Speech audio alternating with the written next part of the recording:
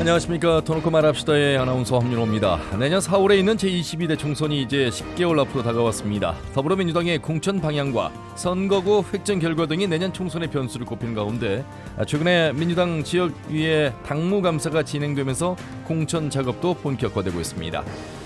586 세대의 용퇴론과 반면에 현역이 유리하다고 지적된 민주당의 특별당규 속에 과연 민심을 제대로 반영한 공천이 이루어질 수 있을지 주목되고 있죠. 자, 오늘 터놓고 말합시다는 월간 정치 토크, 더불어민주당의 공천과 선거구 획정 내용 살펴보고요. 또 징계를 받은 지방의원에게 의정비 지급을 중단하고 음주운전 등에 연루되면 제명하는 등 자정 기능을 강화하고 있는 전라북도 의회 조례 개정 내용도 함께 살펴보겠습니다.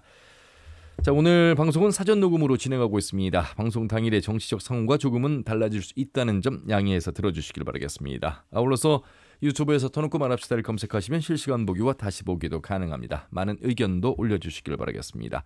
본격적인 토론에 들어가기 앞서 도민들은 10개월 앞으로 다가온 총선과 지역 정치권의 이슈에 대해 어떻게 생각하고 계신지 김세별 리포터의 도민 인서트로 함께 들어보시죠.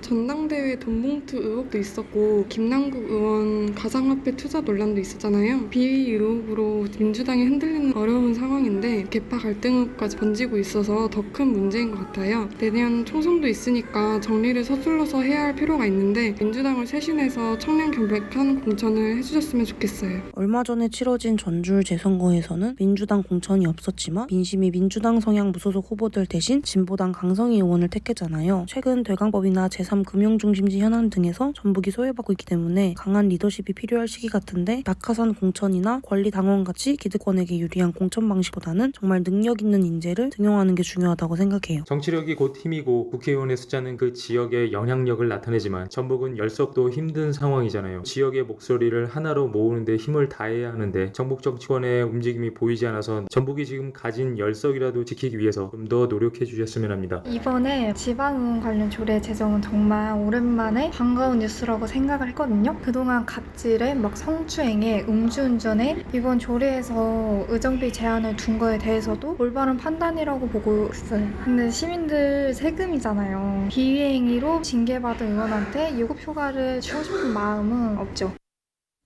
네. 지역 내 총선과 정치권 이슈에 대한 도민들의 목소리를 들으셨습니다. 오늘 두 분과 함께 하도록 하겠습니다. 전북일보 이경재 개건 논설위원 어서 오십시오. 네, 안녕하십니까. 참여자치 전북시민연대 부패방지시민센터 김현규 대표님 어서 오십시오. 네, 안녕하십니까. 자, 잠시 후에 전라북도 의회 정의당 오연숙 도의원 전화 연결해서 의회 상황 살펴보겠습니다. 자, 이경규 의원님, 윤석열 대통령, 윤석열 정부의 이제 취임 1주년을 5월 10일자로 맞았고 전북과 관련된 공약들 살펴보는 시간인데 제3금융중심지가 아예 이제 빠져 있어서요. 참 이 서울과 부산에 이어서 전주는 과연 어떤 생각을 갖고 있나 이런 이야기들이 계속 정치권에서 나오고 있습니다. 짚어주시죠. 네, 근데 사실은 이제 대통령의 공약은 맞고요. 상당히 그 힘이 실린 그런 메시지를 내놨는데 전주역 기자회견장에서 내놨습니다. 그런데 이제 정리하는 과정에서 인수위 시절에 국정과제 120대 국정과제를 선별을 하는데 그때 빠진 거거든요.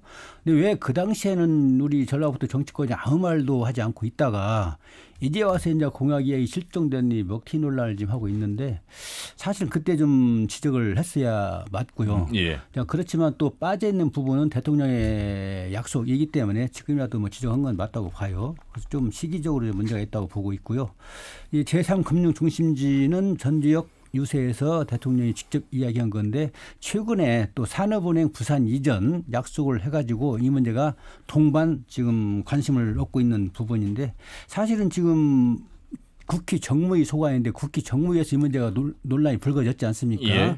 장수 출신의 더불어민주당 박용진 의원이 지역권 강북인데 서울 강북구인데 이 문제를 해가지고 왜 빠졌냐, 왜 들어가 있지 않냐, 왜 산업은행만 그 추진하고 있냐 이런 문제를 이제 따졌는데 김규현 그 금융위원장은 신청도 하본도 해본 적이 없지 않느냐. 사실은 이거는 신청하고 말고 공모 문제도 아니거든요.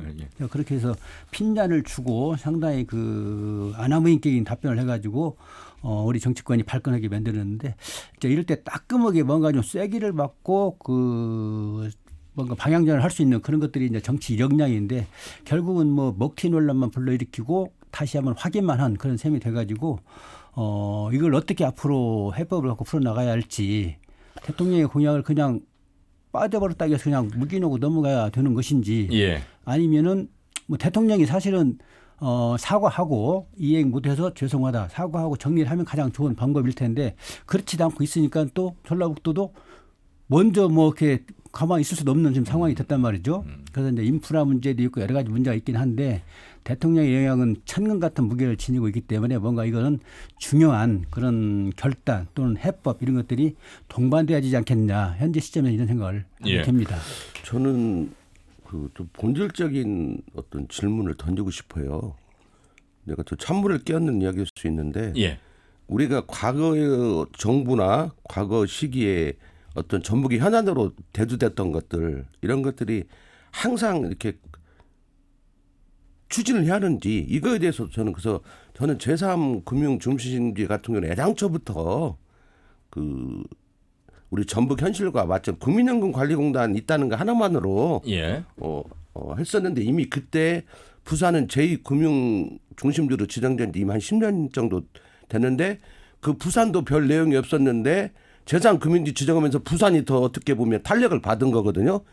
사물 왜 오냐 이도 내용이 없는데 하면서 산업은행 이야기를 했었고 우리 전북은 금융지정지 하면서 뭔가 국책은행 같은 걸 해야 하는데 뭐 농도니까 농협을 해야 한다든지 민간은행 이야기를 했단 말이죠.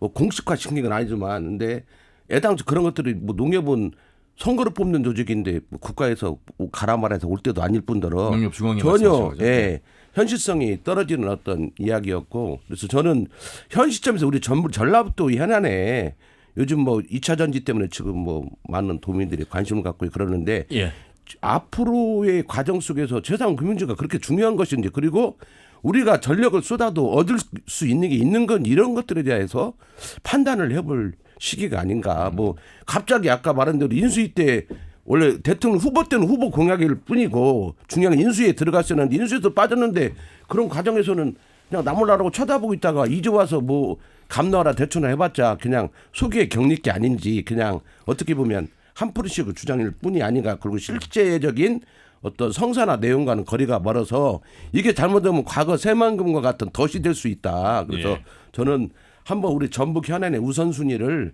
다시 한번 면밀하게 검토할 시기가 되지 않나 이런 생각을 해봅니다. 사실 이제 문재인 정부에서 여당인 민주당의 기반인 전북에서도 이 금융중심지가 사실 그 뭐 중심에 올라오지를 못했고요. 이제 정부가 바뀌어서 국민의힘 이제 야당이 된 지금 상황에서도 정치력이 발휘하지 못한 가운데 어쨌든 전주역 앞에서 후보 시절 윤석열 후보가 공약했던 그 발언이 이제 뉴스가 계속 연일 나가면서 약속을 지키지 않는 모습 하지만 인수위에서 빠진 내용 어떻게 보면 김영희 대표님과 같은 생각을 또 가진 분들도 계실 수 있습니다. 이게 현실적으로 과연 인프라가 준비가 돼 있고 그럴 만한 힘이 있느냐 그런 힘을 준비하는 것도 필요하지 않겠느냐 그런 면에서 이제 저희가 이제 정치 토크니까요. 이경규 의원님 전북의 정치력 이 정부 들어서요.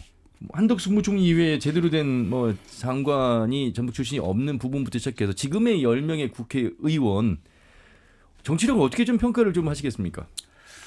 그 일단 존재감이 없는 걸로 이렇게 평가를 할 수가 있겠고요. 또 하나는 어떤 현안이 벌어져 있을 때 그럴 때 그 반응하는 어떤 역동성이랄지 그런 것들이 또 떨어져 있기 때문에 그런 정치 역량이 또 문제가 불거져 있고 또 왜 그러냐 보니까 초선 재선으로 지금 구성이 다 됐지 않습니까? 그래서 뭔가 좀 리드를 할 수 있는 어떤 그런 뭐 중진급이랄지 3선 4선 이런 것들이 없어가지고 그냥 고만고만하고 말로는 원팀 이야기하지만 실제 어떤 일이 벌어지면은 다 흩어지고 각자 도생하는 이런 것들이 지금까지 이제 봐온 그런 거기 때문에 존재감이랄지 역동성이랄지 응집력이랄지 이런 데 문제가 있는 걸로 보여 있고요.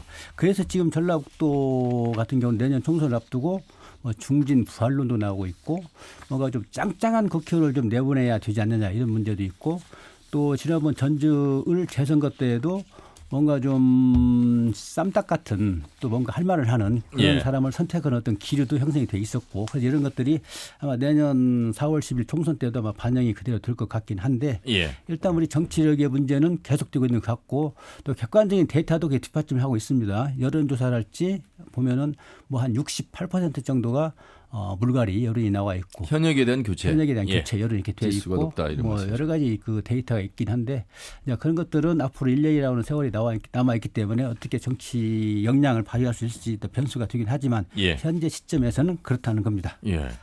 10명의 국회의원들 뭐 열심히 뛰고 계시겠습니다만 이루어지고 있는 일들을 놓고 보면서 정치력에 대한 평가를 긍정적으로 받기는 쉽지 않은 그런 현실인 것 같습니다. 김현기 대표님은 어떻게 좀 보십니까? 참 이게 지금 현재 있는 10명의 국회의원들이 자기 역할을 못하고 있잖아요.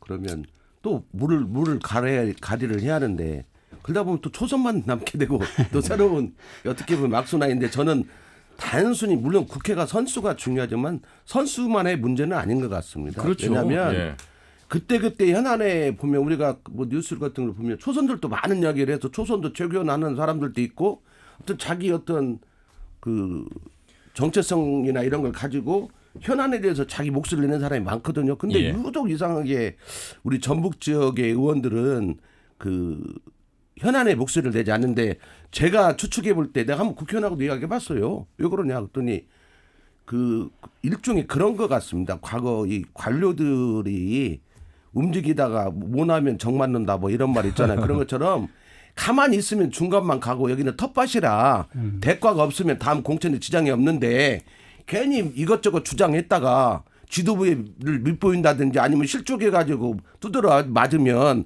다음 공천에 지장이 있기 때문에 납작 엎드려서 눈치만 보는 게 훨씬 정치적 어떤 생명을 유지하는 데 도움이 된다는 거예요.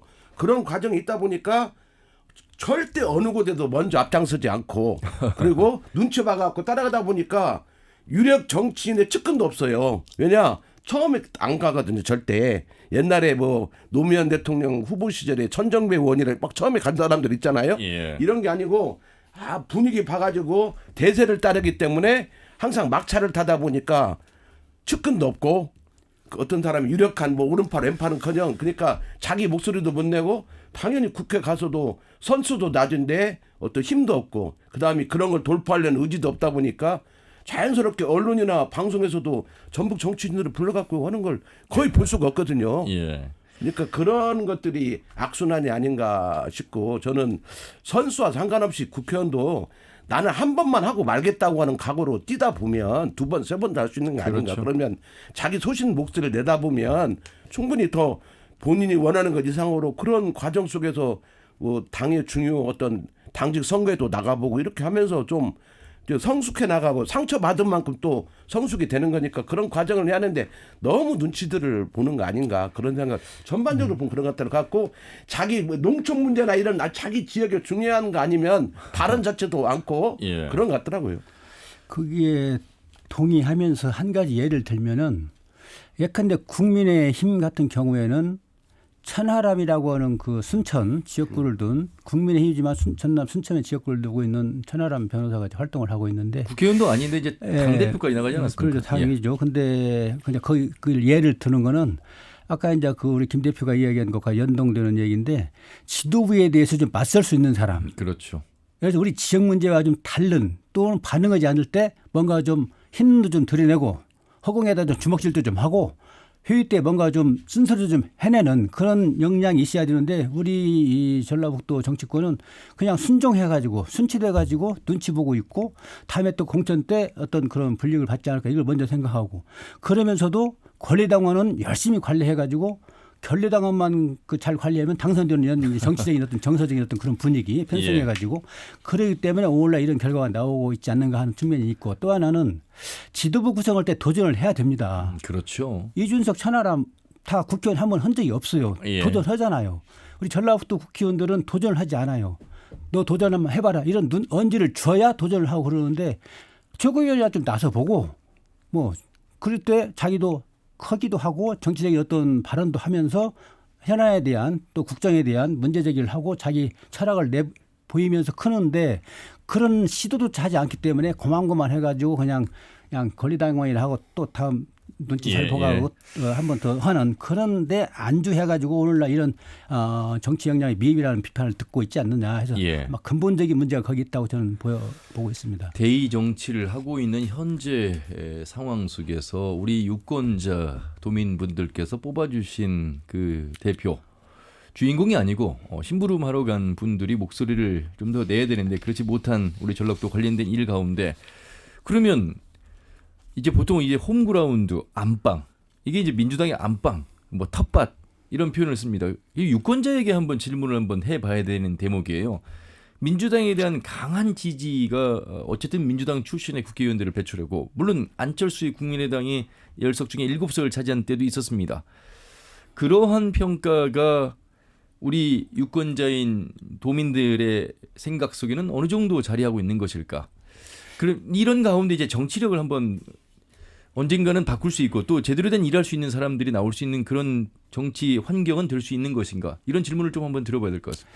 그 안철수 현상이 나왔을 때 예. 새정치라고는 신도림이 하나 있었고 또 전라북도 같은 지역에서는 민주당에 대한 피로감이 상당히 클 때였습니다. 그래서 뭔가 대체제를 찾는 갈망하는 정도가 높았을 때 안철수 현상이 이제 맞으면 소시제를 한 거죠. 그래서 엄청난 어떤 정치 변동을 끌어왔는데 저는 이 시기도 지금 맞물려 있다고 저는 보거든요. 왜냐하면은 민주당이 지금 169석이라고 하는 그 거대 여당인데도 거대 여당으로서 제 역할 기능을 하고 있느냐 이에 대한 질문을 많이 하고 있거든요.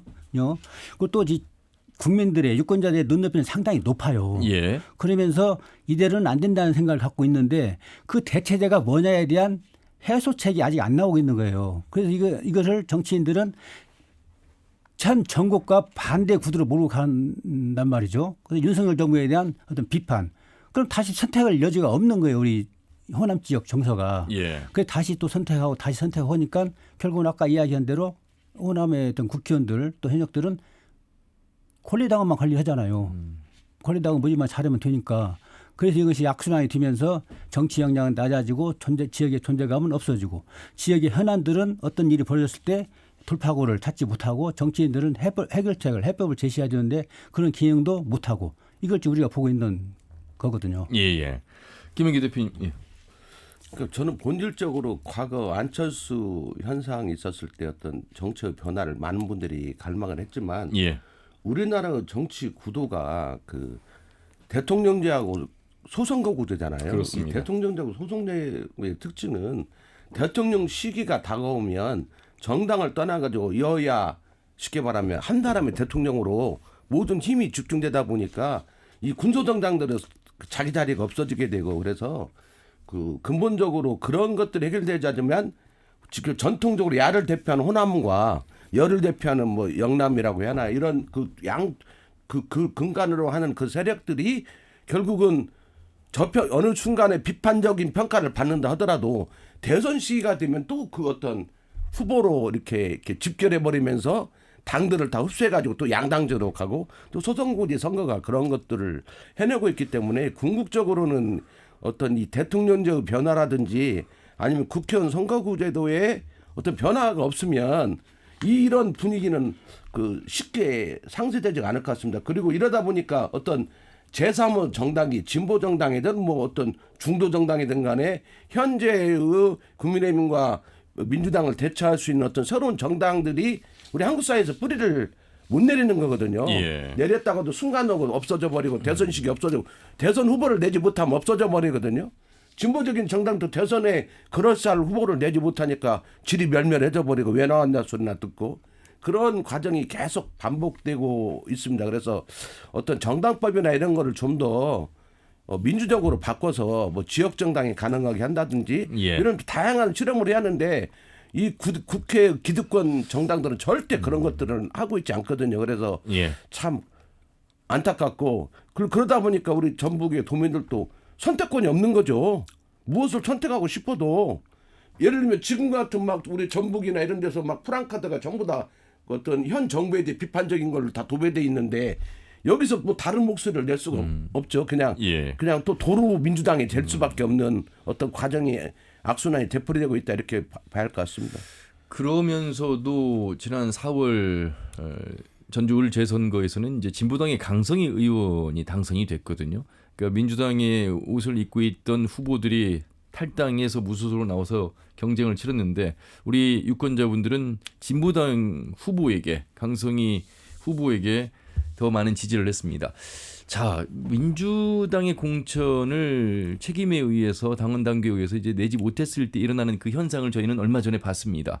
내년 총선을 앞두고 이제 예상을 좀 해봐야 되는 대목 속에서 인물론과 이 정당 후보 아직도 깰 수 없는 그런 구도인 것인지 아니면 깰 수 있는 것인지 어떠한 또 민주당은 공천의 과정에서 혁신을 더 내세울 것인지 이런 이야기를 좀 해봐야 될 것 같습니다. 총선은 지방선거와 달리 어떤 큰 어젠다 속에서 치러진단 말이죠. 예. 그래서 총선 구도는 결국은 윤석열 정부에 대한 이제 평가가 플러스가 되면서 윤석열 정부 대 반 또 윤석열 뭐 이런 구도가 되면은 역시 뭐 되돌림표가 되지 않을까 싶긴 한데 지난 전주울 재선거에서는 민주당이 공천 안 했기 때문에 그 대체 대안을 이제 진보당이 강성이 선택했단 말이죠. 결과적으로 이렇게 됐지만 그 선거 과정에서 엿볼 수 있는 것들은 뭐냐면은 민주당에 대한 비판이 상당히 많이 나왔어요. 저는 예. 직접 듣기도 하고 속에 들어가 보기도 했는데 민주당이 우리한테 해준 게 뭐 있어? 이런 질문을 많이 던졌단 말이죠. 근데 민주당 후보는 없고 그럼 민주당을 대체할 만한 뭐 집권 여당인 국민의힘은 국민의 내부에서도 문제가 된 부분은 이건 후보에 문제가 있다는 얘기를 제 일부러 꼽는단 말이죠. 내부에서도. 그래서 그쪽을 선택할 수는 없지 않느냐. 그럼 대체제가 뭐냐. 또 진보당의 강성이 갈 수밖에 없단 말이죠. 강성의 주장, 정책 이런 것들은 민주당과 일맥상통한 부분이 있고 오히려 더 강한 그런 메시지를 전달했단 말이죠.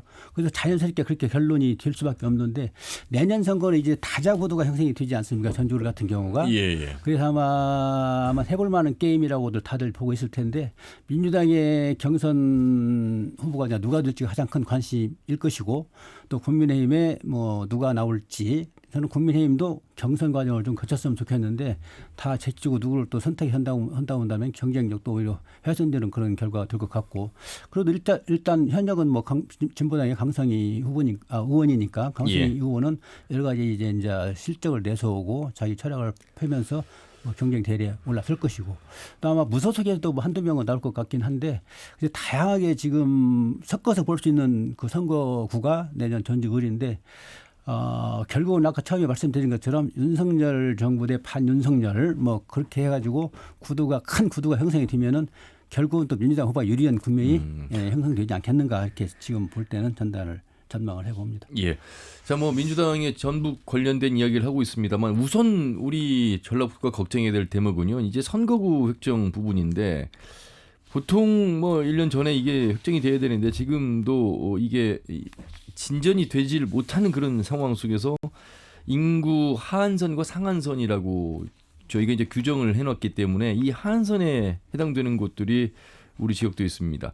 그렇게 되면 이제 의석수가 줄어들 수도 있기 때문에 여러 가지 이제 물리적 또 공학적 계산들을 지금 하고 있는 대목인데 김영규 대표님 갈수록 인구 수가 줄어들다 보니까 전라북도는 뭐 숫자에서도 벌써 밀리게 되는 그런 또 불이익을 또 당하는 상황이 됐습니다. 지금 내년도 총선과 관련해서 선거구 획정은 그 1월 31일 전년도 작년 1월 31일 날 인구 기준으로 해가지고 이제 되는 건데 이미 지금 문제가 발생했습니다. 왜냐하면 우리 전라북도 인구가 계속 줄어들고 있기 때문에 일단 임순단 선거구가 독자 선거구를 유지하기 어렵게 됐고요. 그렇죠. 김제 부안도 마찬가지고 익산도 한 선거구가 인구가 미달로 돼서 이렇게 지금 문제가 되고 있습니다. 갑이죠. 예. 그러면 그 현행 시민을 유지하려면은요 그 인구 기준으로 맞춰보면 임순남 같은 경우는 뭐 과거에도 약간 그랬었지만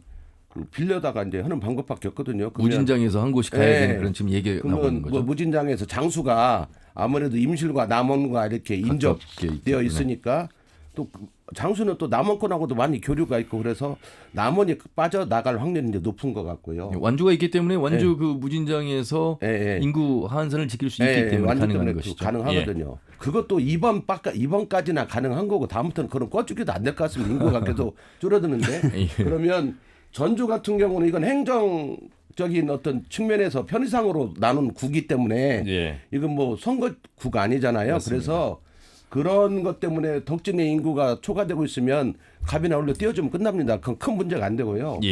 그 결국은 문제가 되고 있는 게 김제부안이에요. 김제부안은 현실적으로 답이 없습니다. 그러면 지금 나오는 이야기는 제가 지난번에 선거구 획정과 관련된 토론회가 있어서 국회의원들하고 통화를 해봤어요.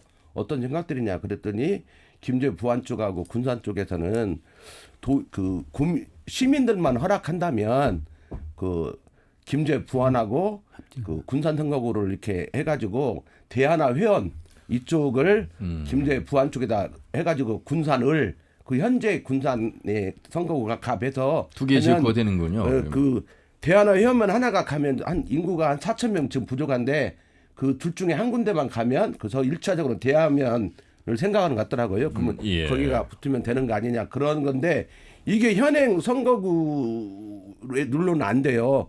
특례 조항을 만들어야 하거든요. 근데 그렇죠. 그런 예가 이미 지난번에도 있었습니다. 순천과 강원도 춘천 이런 데서 철원하고 춘천, 전남 순천에서 이렇게 원래는 안 되는데 특례 조항을 만들어 가지고 그 시기만 이렇게 그쪽으로 가게 한 애들이 있어요. 그래서 그게 이제 선거구 획정이나 정개특위에서 그런 것들이 합의가 이루어지면 충분히 가능한데 그런 것이 필요한 데가 우리 전북만 있는 게 아니고 우리 전북만 인구가 빠지는 게 아니잖아요.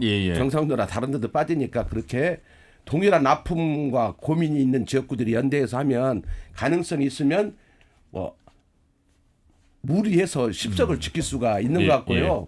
두 번째로 또 통화를 해보니까 만약 경우에 지금 정개특위에서는 여러 가지 이야기했지만 다 정치적인 쇼였고 결국 300석 유지 결의안을 여야 합의로 좀 해놔버렸잖아요. 그럼 그 정도에서는 비례대표를 늘릴 수도 없고 뭐 아니면 도리어 지역구에서는 비례를 줄이자는 이야기도 있더라고요. 의석을 안 줄이려면 이런 거 하고 다른 형태로 어떤 권역별 비례대표나 이런 걸 도입을 한다면 그 전북이 비례대표 2석을 할당 받는다면 한 석은 포기할 수 있는 거 아니냐 지역구를. 그럼 김재부 의원님 뭐 포기하겠다는 이야기죠. 2석이 생긴다면. 근데 뭐 그런 건데 전체적인 어떤 분위기는 더 이상 후퇴는 없다. 10석도 지금 힘든데 9석, 8석으로 가는 건 있을 수 없느냐는 분위기가 있고 또 아까 말씀드린 그런 어떤 방법을 통해서 그런 것들이 이제 합의가 정개특위 내에서 이루어져야죠. 근데 1차적으로 우리 지역에서 먼저 합의를 해야 하거든요. 근데 완주 무진장하고 임순남은 그 정치권이 약간 생각들이 틀린 것 같더라고요. 다양한 의견들이 있어요. 그래서 완주를 뭐 임실 순창하고 합치자는 그 무진장하고 남원을 합치자고 하는 측도 있는 것 같고. 알겠습니다. 그다음 김제부안이 군산하고 안 되면 성덕동이 김제하고 인접 지역이잖아요. 그 성덕동을 김제 부안 쪽으로 해가지고 하는 방법도 있고 여러 가지 지금 안들이 있는데 다 그 안들의 핵심은 10석을 사수해야 한다 이런 입장에서 하는 것 같습니다. 자, 저희가 이 내년 총선 관련된 이야기를 하면서 선거구 획정 이야기를 하고 있는데요. 우선 그 주제를 도의회 관련된 이야기를 좀 하고 다시 돌아와서 총선 이야기를 해야 될 것 같습니다. 왜냐하면 오연숙 도의원을 전화 연결해야 되는데 지금 전화가 연결돼 있는 관계로 이 의회 상황 이야기하고 다시 내년 총선 정치권 이야기 해보도록 하겠습니다. 오늘 월간 정치 토크 참여자치 전북 시민연대 부패방지 시민센터 김영희 대표 그리고 전북일보 이경재 개원 논설위원과 함께 하고 있습니다. 도의회 좋지 않은 이야기들이 뉴스를 도배한 일들이 있었습니다. 관련해서 이제 발언을 하신 오연숙 정의당 도의원을 전화 연결하겠습니다. 오 의원님 안녕하세요. 네, 안녕하세요. 도의회에 대한 뭐 이렇게 좋지 않은 뉴스들이 좀 나오는 걸 보면서 불편하셨겠습니다. 네, 계속적으로 그 의원들의 그런 갑질 문제나 아니면 뭐 과다한 자료 요구 문제 그런 문제들이 드러나서 좀 어떻게 좀 도의회가 잘 도민들의 눈높이에 맞춰서 잘 할 수 있을까 그런 고민도 있고요. 이거 어떻게 고쳐나갈 수 있을까 하는 생각을 하는데 이게 잘 고쳐질지도 조금 난감하고 뭐 그런 마음이 듭니다. 오 의원님 그 도의원 분들 옆에서 이제 동료 의원들 보시잖아요. 네. 그 이제 아무래도 공무원과의 관계 속에서 많은 이제 자료 요구나 함께 일을 해야 되는 상황인데 이게 이제 갑질 그러니까 폭언이라든지 갑질 이야기가 나오는 건 요즘 시대에 이게 가능한 일인가? 근데 그 관계가 갑과 을의 관계는 아닐 텐데 좀 어떻게 보세요? 갑과 을의 관계라고 봐도 되는 거죠. 그러니까 의회에 들어오게 되면 이제 도를 견제하고 감시하는 역할이 의무가 주어졌기 때문에 그런 자료 요구나 이렇게 해서 의원 의정 활동을 통해서 견제하는 기관이기 때문에 어떻게 보면 갑의 위치라고도 볼 수 있고 또 의회 직원들 보면 거의가 이제 의회직이기도 하고 그래서 의원들이 조금 뭐라 그럴까 갑의 위치에 있다고 보면은 좀 그런 위치에 있다고 생각되어지고요. 그리고 이제 갑질 문제에 대해서는 이제 그 시각 차이가 너무 다른 것 같다는 생각이 저도 문제의식이 들었었거든요. 그래서 갑질 설문을 했었는데 의원들은 제가 봤을 때는 조금 갑질에 조금 해당되는 의원님도 이렇게 설문을 하다 보면 내가 전혀 갑질을 하지 않았다는 그 설문들이 엄청 높게 나왔고요. 직원들은 상대적으로 갑질을 의원한테서 당해봤냐는 설문을 하게 보면 또 갑질을 당했다는 그런 설문 문항에 대해서 점수가 높게 나오거든요. 그래서 이 갑질의 문제는 하는 사람의 의식도 좀 변해야 되지 않는가. 어떻게 의원들의 이런 의식들을 바꿀 수 있을 것인지 그런 고민 속에서 좀 교육과 홍보를 좀 더 강화해야 되는 거 아니냐는 그런 의견도 좀 제시했었어요. 네. 예. 견제하는 역할이 갑이 되지는 않을 것 같은데 어쨌든 갑의 자세가 되고 있는. 저기 도에서는 이를테면 의원들이 문제가 있다고 하면 전라북도에서는 자료를 어떻게 하면 문제를 드러나게 하지 않기 위해서 본인들이 이를테면 정책을 펼치면서 잘못된 문제에 대해서 공개적으로 의원들이 이걸 문제 제기를 하는 것을 굉장히 싫어하죠. 그런 부분에서 문제 지적을 하면 그 해당 부서나 아니면 전라북도가 문제 지적은 굉장히 민감하기도 하고 그런 부분에서 좀 갑이 아닌가 싶어요. 알겠습니다. 갑질뿐만 아니라 오 의원님이 발언한 이 내용 가운데는 이제 성폭력, 성희롱, 음주운전 관련해서 사례별로 징계 기준을 세분화해서 강화하는 전라북도의회 의원 윤리 및 행동강령 조례 일부 개정 조례안을 대표 발의했습니다. 요 내용은 좀 설명해 주시죠. 이 그 조례 재개정은요, 4년 전인 1919년 7월에 국민권익위원회에서 각 지방의회에 그 징계와 제재가 미흡하다는 지적을 해서 조례 재개정을 권고한 바 있었는데 각 지방의회에서 조례 재개정을 안 했던 사안이에요. 그래서 이제 예전에는 뭐 면세, 면탁 그리고 갑질행위에만 이렇게 제명 조항이 있었는데 더 제명 조항을 좀 신설하는 내용으로 음주운전에 대해서는 음주운전 2회 이상 그리고 운전면허 정지와 취소 상태에서 운전할 때 그리고 음주운전으로 인적 물적 피해가 있는 교통사고에 대해서 제명 조항을 신설했고요. 그리고 비행위를 통해서 벌금이 확정되어도 제명이고 성폭력, 성희롱 그리고 직무 관련 금품 향을 받고 부당행위를 했을 경우에도 제명을 할 수 있는 조항을 좀 신설한 내용입니다. 예. 지금 40명의 도의원 가운데 우리 오 의원님과 세 분만 민주당이 아니고 37분이 민주당의 도의원분들입니다. 그렇죠? 네. 자, 왜 이 말씀을 드리냐면 어떤 의원의 비위가 있을 때 윤리위원회를 열고 그 윤리조례에 따라서 나름의 이제 징계가 이루어질 텐데 이 징계에 대해서 항상 뉴스에 나오는 내용은 아주 가벼운 솜방망이식 처벌이다 이런 얘기를 나와서 이제는 이렇게 해서는 안 되겠다 해서 이제 오 의원님 이 내용에 관련해서 이제 조례 발의도 하셨습니다. 어떤 내용들이 더 포함되어 있을까요? 이제 그 가장 문제는 이 그 조례가 통과되어도 윤리위원회에 제소가 되려면 8명의 의원이 찬성을 해서 윤리위원회를 어쨌든 제소를 해야 되는데 그 인원을 8명을 민주당이 다수당인 상황에서 8명의 동의를 얻어서 이렇게 딱 확정되지 않는 사안에는 이제 여론에 밀려서 윤리위원회에 제소할 수 있지만 그 지금 드러나는 갑질의 문제가 그 한 사람과 이렇게 갑질을 당한 사람들에서 주장이 너무 다르고 이런 문제에서는 의원들이 나서지 않으려고 해서 조사 자체가 좀 어려운 그런 측면들이 있거든요. 그래서 윤리조차가 열리지 않는 거군요. 그러죠. 그래서 이제 조례를 재개정했지만 이것이 현실화를 통해서 의원들이 이거에 걸맞게 좀 제명도 하고 뭐 그 징계를 좀 강화해서 좀 경각심을 가지고 하는 그 조례는 재개정됐지만 예. 이것이 실행되기까지는 조금 갭이 있다고 생각을 해요. 예. 그래서 문제가 된 의원들이 이제 징계를 받고 활동을 하지 못하는 경우가 일어나는데 그럴 때에도 이제 세비를 받습니다. 그러니까 의정 활동비를 네. 받는 이 부분에 대해서 앞으로 징계 처분된 의원의 세비 지급하지 않기로 했죠? 네네네.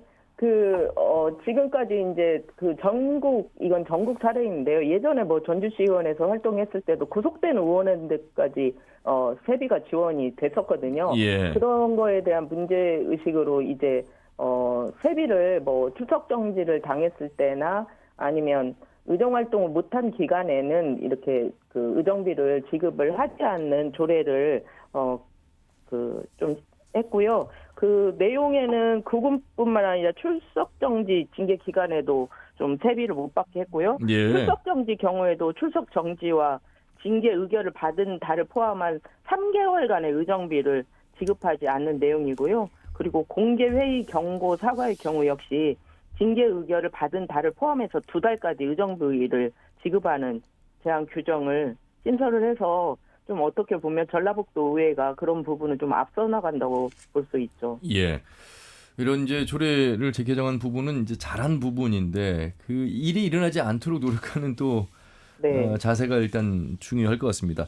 저보다는 두 패널 분과 함께 말씀을 나누신 게 좋을 것 같아서 이경재 의원과 김영기 대표님 함께 인사 나누시고 혹시 도의회 주문하고 싶은 내용 해주시죠. 이경재 의원님.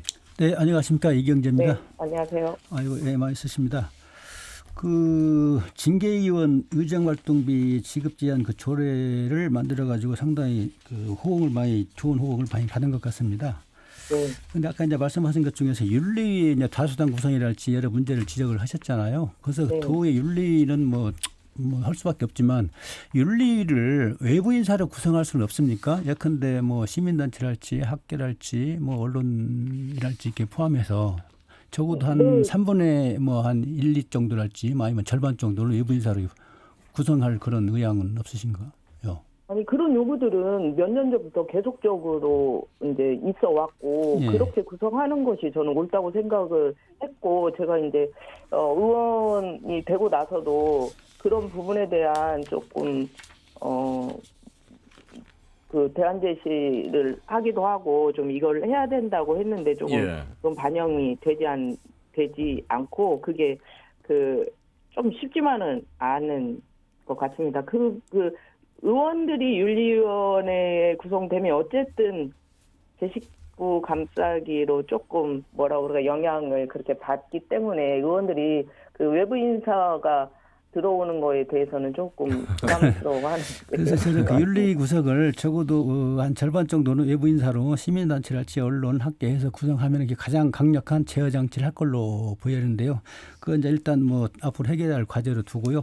네. 또 지난번에 그 이기동 전주시 의장과 관련해서 수의계약 이해 충돌 문제가 불거졌고요. 또 농지법 위반 문제를 지적을 했고요. 그런데 또 뉴스를 보니까는 이기동 의장은 그와 관련해서 법적으로 위반 아니다 이렇게 해명을 하고 그래서 이 문제를 어떻게 갈래가 타지는 겁니까?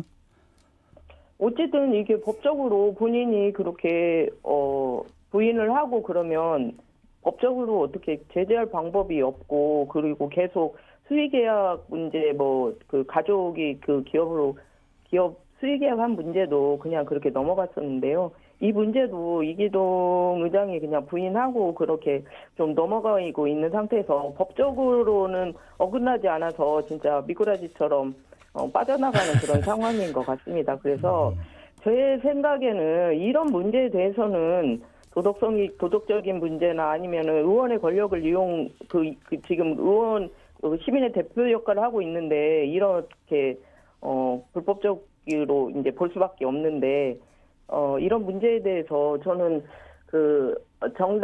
소속 정당인 민주당 전북도당이 좀 나서가지고 이 부분에 대해서 조사하고 민주당이 좀 해결해지지 않을까 그렇게 좀 생각이 들어요. 예. 법적인 문제는 이제 전문적인 영역이라 두더라도 도의원들 특히 지방의원들의 상임위랄지 이런 이해 충돌과 관련된 업무 그런 것들은 좀 엄격하게 좀 적용을 해야 되지 않겠는가 이런 생각을 하게 됩니다. 네, 엄격하게 적용하고 또 이제 제가 의회에 들어가 보면 의원님들이 거의 이 지역사회에서 가진 거나 아니면은 하고 있는 일이 어떻게 보면 상위층의 그런 역할이기도 하고 그분 자체가 그렇게 업체를 많이 가지고 있다든지 그런 의원님들이 많이 계셔가지고 이제 뭐 전라북도 의회에서도 한 분은 거의 이제 그 관련된 업종들이 많아가지고 상임위가 거의 걸린다는 의원님들이 계시는 정도이거든요. 그래서 그런 부분은 정말 명확해야 된다고 생각을 하고 그 상임위 그 이해충돌 관련해서는 정말 지켜나가야 된다고 생각합니다. 예, 어떤 그 의원직을 맡았을 때 그 어떤 시작하는 자세가 굉장히 중요할 것 같습니다.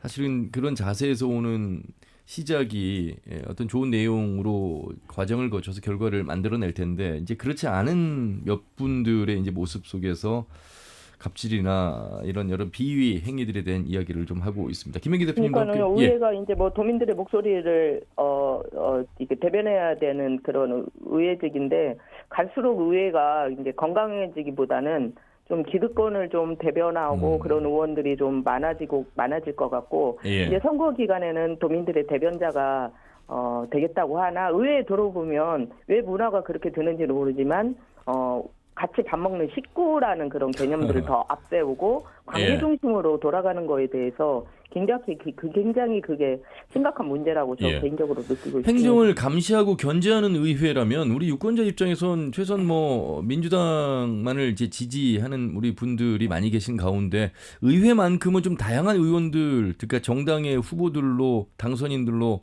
의원들로 구성이 돼서 견제와 감시 균형 이런 부분들이 조화가 맞으면 참 좋겠다 이런 생각도 듭니다만. 네, 다양한 의견들을 좀 반영하는 것이 다양한 도민들의 목소리를 반영해내고 정책에서도 그런 다양한 정책들이 반영돼야 되는데 한 당이 다수당이다 보니까 좀 획일적이기도 하고 무슨 안이 나오면 이게 민주당이 찬성을 하냐 안 하냐로 옳고 그름으로 나가는 게 아니라 그렇게 의정활동이 되기 때문에 참 전라북도가 좀 문제라고 생각을 합니다. 저도 질문 하나 드려야겠네요. 네. 좀 덧없는 이야기가 반복되고 있는 것 같은데 결국은 여러 정당 민주당이 지금 40명 중에 37명을 차지하는 조건에서는 의회가 공정하고 투명하고 상식적으로 운영될 리가 만무하잖아요. 네. 37명이 뭐 작당하면은 뭐 윤리를 영원히 안 열을 수도 있잖아요. 조례를 만들어놔도 윤리 영원히 안 열어버리면 그 이번 조례 윤리는 사건이 발생하고 며칠 내에 열어야 한다 이런 거 없잖아요. 네네. 4년간 안 열어버릴 수도 있는 거잖아요. 예를 들면 여러 눈치 보면서. 그래서 결국은 의회가 좀 제대로 된 의회가 되려면 여러 정당이 좀 선의의 경쟁을 하는 의회가 돼야 하는데 그러려면 우리 제3정당인 정의당이 내년 총선이나 이후 지자체를 보면서 어떻게 지난번 총선 때는 후보도 못 냈잖아요. 어떻게 지금 준비가 되고 있나요? 재선거에서 후보를 내지 못한 부분 말씀하신 것 같습니다. 네. 아무튼 그 정의당이 좀 어려운 상황에 있는 건 사실이고 재정 비안이 이제 그 마련되고 있고요. 새신안을 8월달에 그 마련해서 전국위와 당대에서 윤곽을 잡을 것 같고요.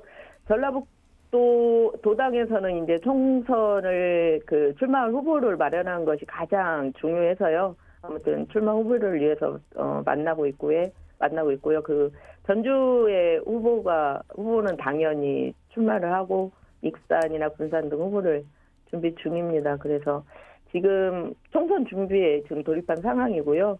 정의당의 지지를 얻기 위해서 도민들의 그 민원 현장에 결합하고요.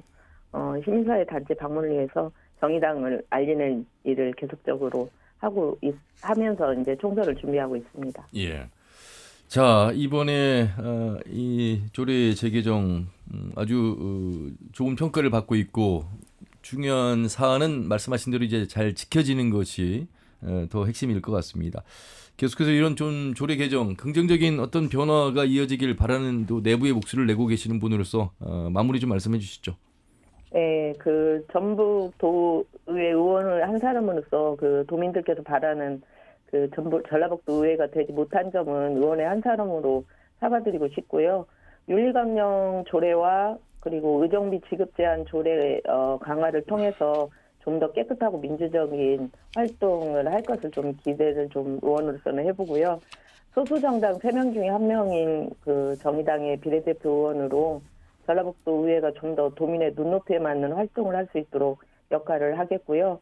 전라북도 의회가 도민들을 위한 정책을 펼칠 수 있도록 하는 견제자와 감시자의 역할을 열심히 하는 의원이 되겠습니다. 예, 말씀 잘 들었습니다. 고맙습니다. 고맙습니다. 예, 이경규 의원님, 네. 40명에 37명의 민주당 도의원이 있잖아요. 근데 지금 보니까 이제 오연숙의 정의당 의원, 또 오은미 진보당 의원, 또 국민의힘의 의원 이렇게 세 분이 여성 이제 의원이신데 참 의회 활동하기 쉽지 않겠다라는 생각도 들고, 그 반대로 김명기 대표님 뭐 지적하셨습니다만 민주당의 다수 의원들이 제대로만 역할을 하면 의회가 행정을 감시 견제하면서 제대로 된 주민의 대표성을 발휘하면서 좋은 평가들을 좀 받지 않을까, 이런 또 생각도 드는데요.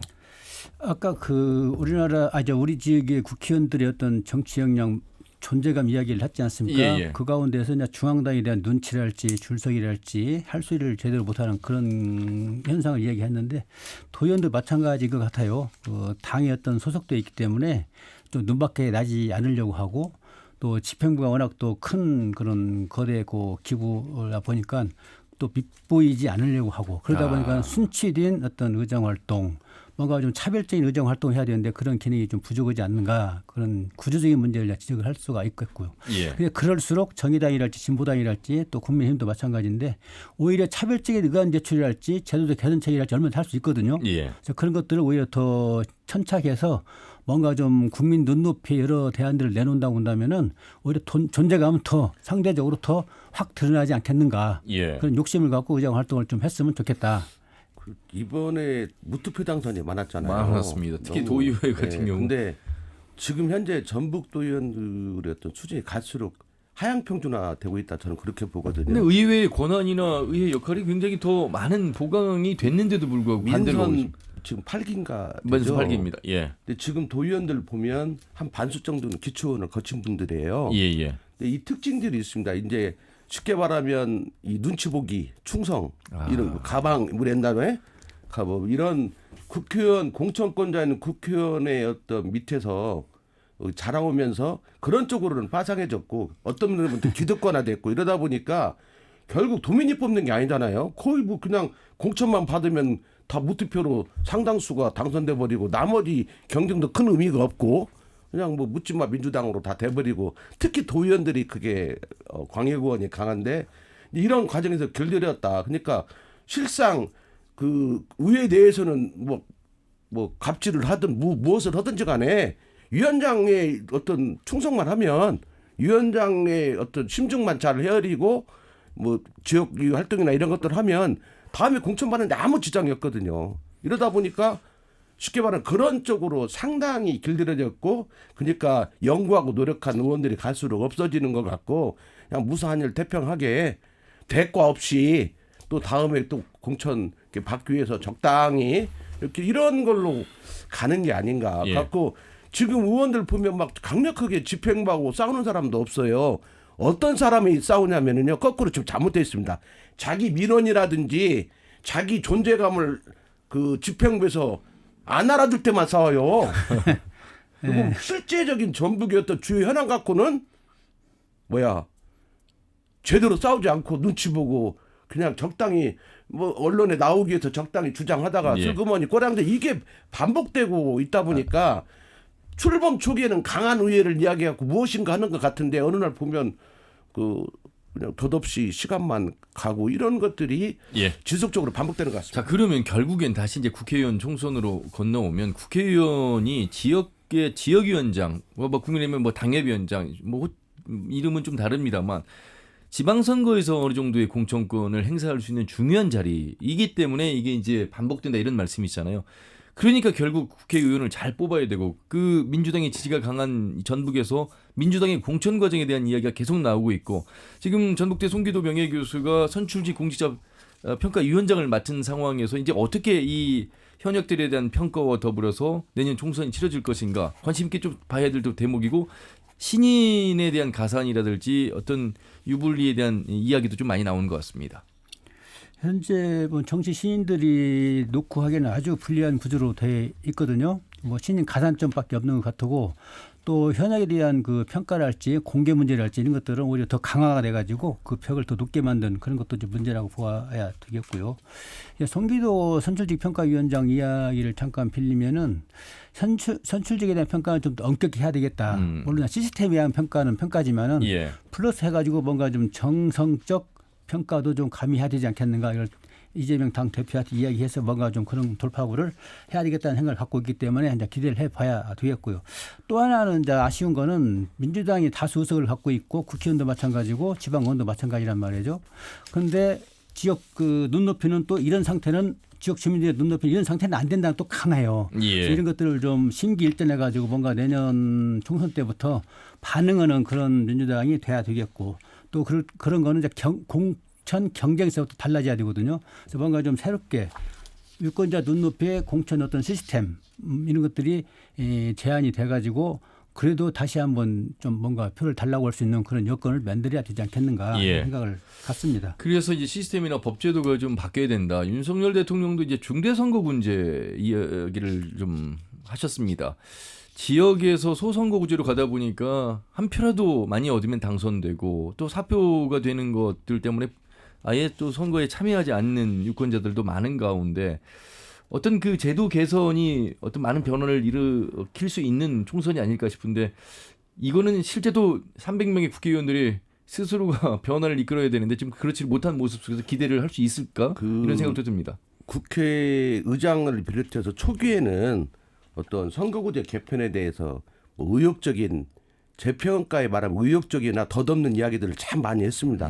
그게 뭐 국회의원 수를 늘리겠다느니 비례대표를 확대하겠다느니 중대선거구제를 만들겠다는 이런 여러 가지 이야기를 했지만 현재 정개특위가 선거구 획정도 못하고 표력 있는 조건에서 보면 결국 300인으로 숫자를 확정해 놔버렸어요. 물론 그것도 뭐 바뀔 수 있겠지만 큰 틀에서 변화 없고 왜냐 현행 숫자를 유지하는 게 양대 기득권 정당한테 가장 유리하거든요. 그러니까 결국은 여러 가지 좋은 여론을 떠보면서 좋은 이야기는 했지만 결국은 국회의원 정수는 300원 공간을 지금 채택하고 있고 그 뒤에 벌어진 일련의 어떤 선거제도도 이 지금 관심은 양 거대 정당은요 누가 다수당이 되느냐거든요. 내년 총선에서요.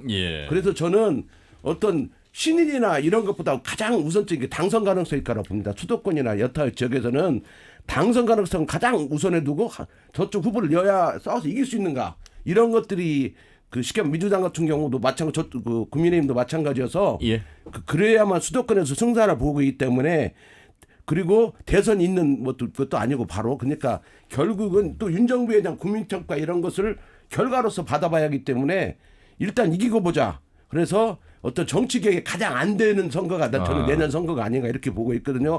그런 데서 이미 뭐 청년이나 여성 이런 거 다 다른 때는 많이 포장을 했지만 이제 거의 포장도 안 해요. 그냥 있는 것 갖고 하겠다 이런 입장인 것 같고 최근에 우리 전북과 관련해서 내린 건 하나 있죠. 비례대표를 하고 있는 의원들은 험지로 가야지 호남은 안 된다 했어요. 그럼 여기 지금 을에서 그런 문제가 이제 적용이 될 것 같고 또 한편으로는 그 탈당한 사람들은 감점을 받아야 한다. 그것도 뭐 우리 전라북도에 이전에 어떤 탈당한 사람들이 대상이 되겠죠. 이런 것들이 보면 기득권이거든요. 철저히 민주당 기득권과 당선 가능성 중심으로 가는 거 아니냐. 그리고 현재 그 민주당 지도부들도 결국은 모든 게 지금 내년 총선 승리와 연결이 되는 거잖아요. 내년 만약 그 경우에 정권도 뺏겨 있는데 다수당을 잃어버리면 그냥 민주당 공중분해될 거라고 보거든요. 지금 그런 어떤 과정에 있기 때문에 우선순위가 당선 가능성이 가장 높게 되는 것 같고 다만 그럼 그걸 만회하게 했던 거 뭔가 이렇게 좀 어떤 표현이 있어야 하잖아요. 호남이 또 과거와 똑같이 먹잇감이 된다고 저는 봅니다. 수도권이나 이런 데서 충청권 이런 데서는 당선 가능성이 가장 앞선 주제가 되고 뭔가 변화를 좀 기억했다는 걸 보여하는데 호남 물갈이가 거기서 이루어져서 저는 을 같은 경우도 지금 지역 협의회장 임명 않고 있잖아요. 계속 사고직으로 있는 이야기는 저렇게 가면 전략 공천 지역이 될 확률이 가장 높거든요. 그럼 지금 뛰고 있는 사람들은 닭부터 이렇게 지붕 쳐다보는 꼴이 돼버리거든요. 그래서 그런 것들 더 그렇게 안 되도록 문제가 있는 거잖아요. 열심히 뛴 사람들 그 뭡니까? 그런 알겠습니다. 것들이 앞으로 우리 호남은 계속 생각보다 물갈이 폭이 더 커질 수도 있다 이런 이야기가 나오고 있잖아요. 그래서 그런 것들 주의해서 봐야 할 것 같습니다. 예. 마무리를 좀 해주시죠. 이경재 의원님 시간이 별로 없습니다. 그 민주당이 지금 어려움을 겪고 있는데 빨리 방향성을 찾아가지고 개혁, 쇄신 그런 정치를 했으면 좋겠고요. 또 국민의힘은 집권 여당이지 않습니까? 호남을 버리지 말고 지역 정책을 뭔가 좀 획기적으로 추진해가지고 예컨대 뭐 2차 전지랄지 또는 공공기관 이전 시즌2 문제랄지 이런 문제를 좀 파격적 획기적으로 해가지고 뭔가 손을 내밀고 우리한테 도움을 달라고 하는 어떤 명분을 찾아서 인물을 좀 추천했으면 좋겠다. 그래서 경쟁 구도를 좀 활발하게 만들었으면 오히려 유권자들 주변에서 선택의 기회도 넓어지고 예. 또 지역도 여러 가지로 그 강화되는 그런 기회가 될 것이 아닌가 이런 생각을 하게 됩니다. 예. 자, 월간 정치 토크 시간에서 두 분과 함께 계속해서 내년 총선 관련해서 말씀을 전해드리도록 하겠습니다. 두 분 말씀 여기까지 듣겠습니다. 고맙습니다. 감사합니다. 네, 참여자치 전북 10년대 부패방지시민센터의 김영기 대표, 전북일보 이경재 개곤 논설위원과 함께했습니다. 더 놓고 말합시다는 다음 주 일요일 오후 5시 5분에 인사드리죠. 함윤호였습니다. 고맙습니다.